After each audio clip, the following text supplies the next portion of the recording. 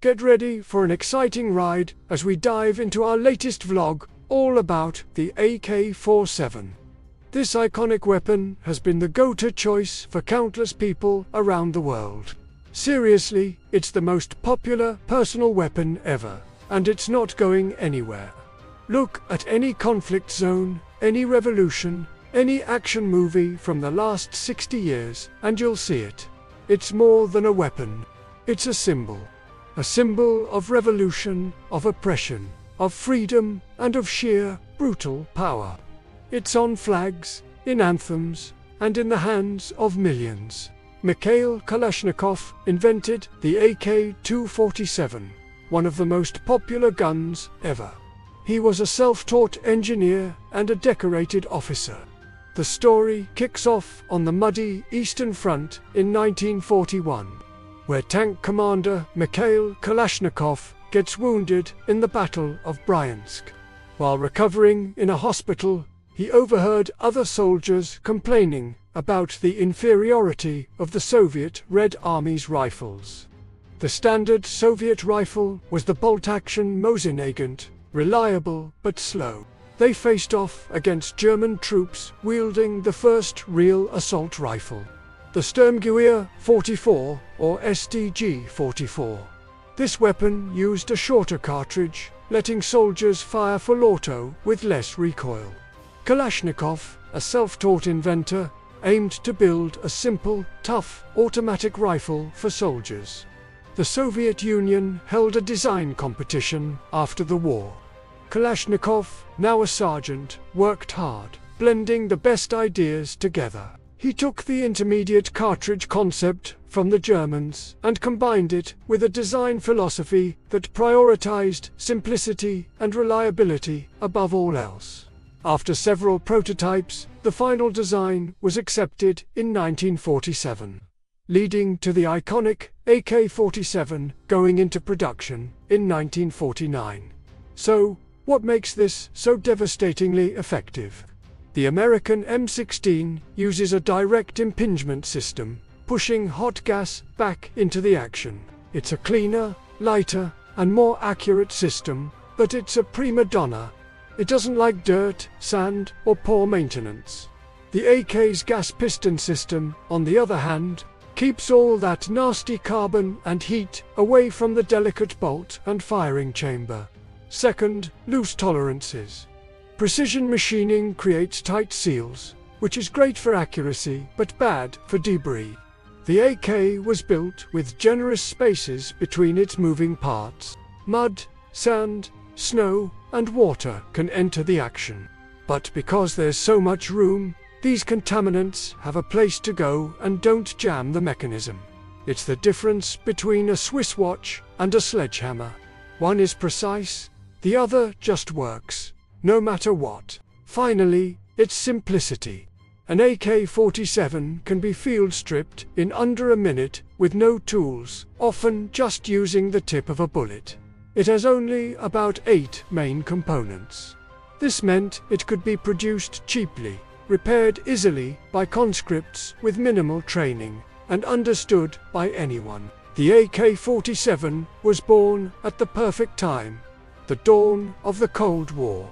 The Soviet Union didn't just see it as a rifle. They saw it as a tool of foreign policy and ideological expansion.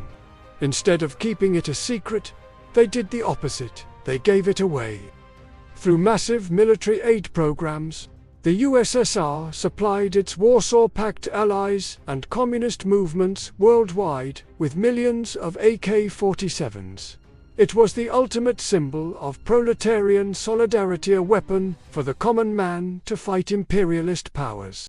It was cheap to manufacture, and soon, other communist nations like China, Poland, East Germany, and Romania began producing their own versions, often without even paying licensing fees. The Chinese Type 56, with its distinctive folding bayonet, became almost as common as the original. This mass production created a global ecosystem of parts and ammunition that were all interchangeable. A magazine from a Romanian AK would fit a Chinese one, which would fit a North Korean one. This wasn't just about arming allied nations, it was about proxy wars. In Vietnam, the technologically superior US military found its M16s jamming in the humid, muddy jungles, while the Viet Cong's AKs kept firing.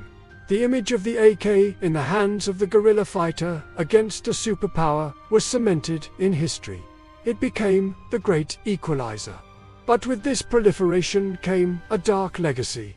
As the Cold War wound down, the floodgates opened. Vast stockpiles of AK-47s were left unaccounted for, sold off, or simply stolen. They flooded the global black market, becoming absurdly cheap and accessible. The AK-47's very virtues, its simplicity and durability, became a curse. It was so easy to use that a child could be taught to operate one in minutes. Tragically, many were.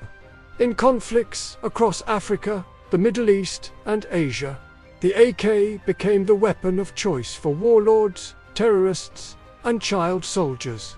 It fueled endless cycles of violence, making conflicts deadlier and long. It became more than a tool. It became an icon of power and revolution, literally woven into the fabric of nations. It's on the flag of Mozambique and the coat of arms of Zimbabwe and East Timor.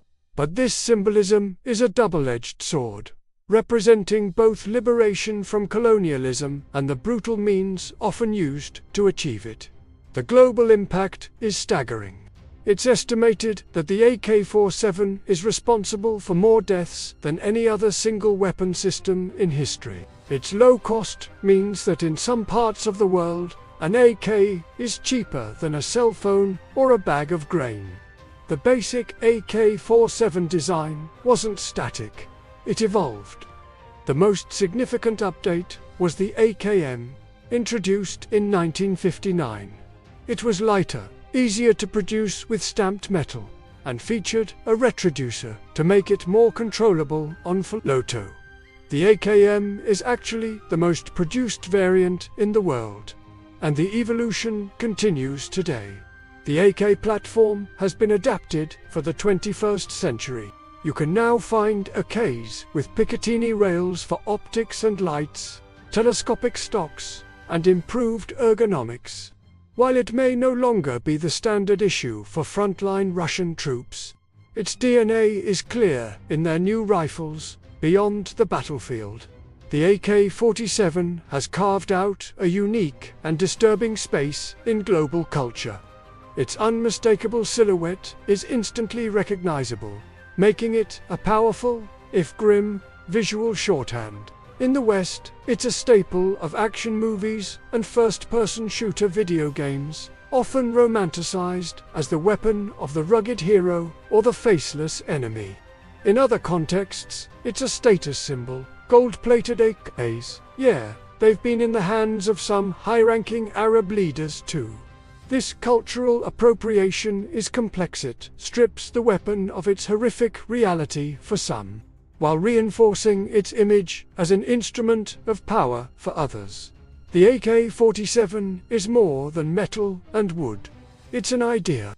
So, what is the final legacy of the AK-47? It is a paradox. It is a weapon of liberation and a weapon of terror, a tool of national defense and a driver of global crime, a masterpiece of simple engineering and a bringer of unimaginable complexity to human conflict. Mikhail Kalashnikov himself expressed deep regret in his later years. He wrote to the Russian Orthodox Church, asking, "I keep having the same unsolved question.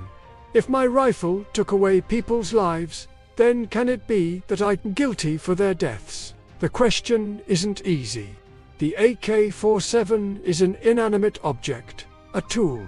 Its moral weight lies entirely in the hands of the user. But its design, its proliferation, and its staggering effectiveness have made it a constant, dark companion to modern history. It is unlikely to ever disappear. As long as there is conflict, as long as there is instability, the Kalashnikov will be there, simple, durable, and deadly piece of 20th century technology that continues to shape the 21st. It's the people's rifle, and its story is the story of our world, for better or for worse. Thank you for watching.